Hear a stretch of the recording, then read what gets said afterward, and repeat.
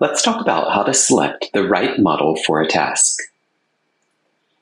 Looking back at our summarization application, I'll first note that we talk about these broad tasks, summarization, translation, whatever, but there are details. For example, with summarization, something you may encounter later on when we get to coding is, do you want to do extractive summarization, where you select representative pieces of text from the original, or abstractive, where you're generating new text?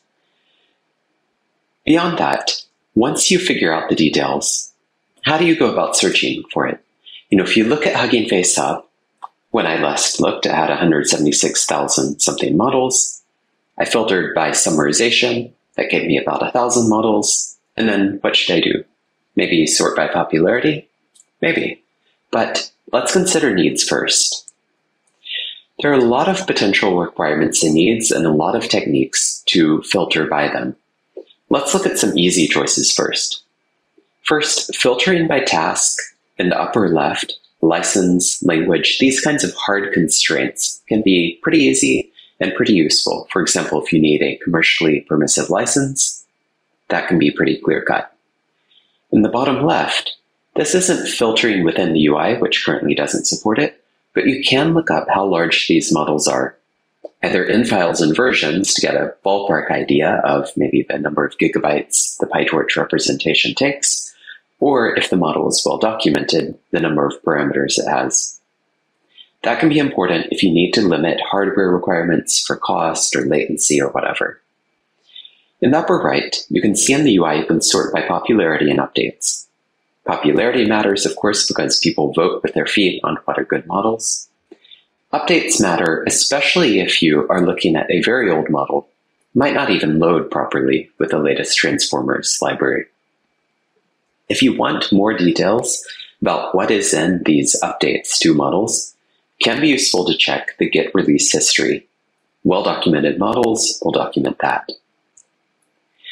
Now, getting into some more ambiguous ways of figuring out the right model, but still important ways, I want to talk about model variants, examples, and data. On the left, I'm recommending to pick good variants of models for your task. Here's what I mean.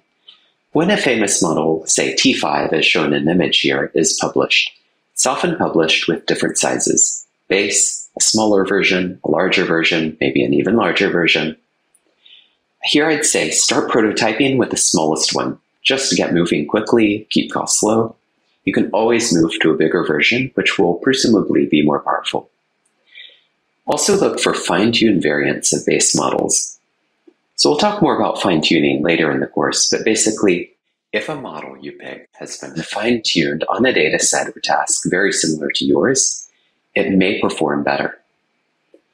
In the upper right, I'm recommending that you search not just for models, but also for examples and data sets.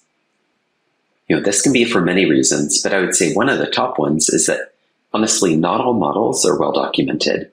So a good example of usage will tell you not only, what parameters you may want to tweak or whatever, it can also help you avoid needing to know about model architectures. You don't need to be an LLM expert in order to pick a good model, especially if you can find where someone has already shown it to be good for your task. Next, ask, is the model a generalist, good at everything, or was it fine-tuned to be great at a specific task?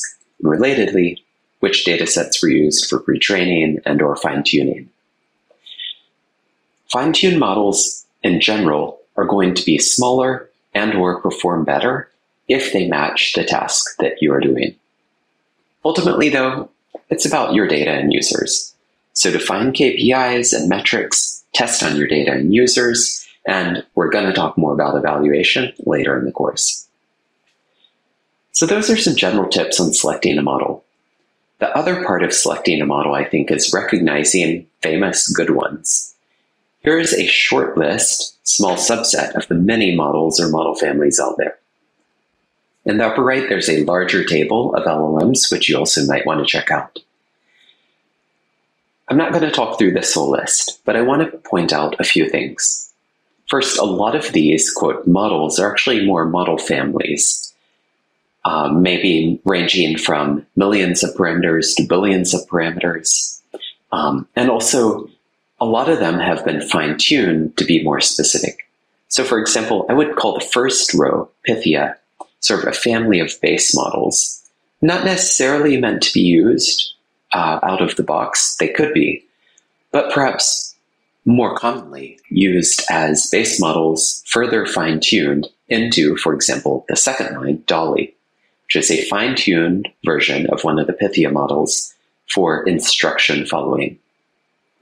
I'll also note that these models vary a lot in size, but you'll notice that some famous ones, like maybe GPT 3.5, aren't actually as large as some of the less famous, larger ones. So size does matter with LLMs. Larger models tend to be more powerful, maybe be able to handle more types of tasks, but it's not everything. So for example, with the GPT family, a lot of effort was put into techniques like the famous reinforcement learning with human feedback. These alignment techniques to sort of give users what they're really looking for. Other things which are really important, of course, are model architecture, what data sets were used for pre-training and or fine-tuning. And these can cause major differences between these models. That said, a lot of these foundation models really are interrelated, sharing or selecting from sort of a shared family of techniques or pre-training data sets. Now, we've covered some techniques for picking models. We've talked about some common model names so that you'll recognize them. In the next video, we're going to turn to looking at common NLP tasks.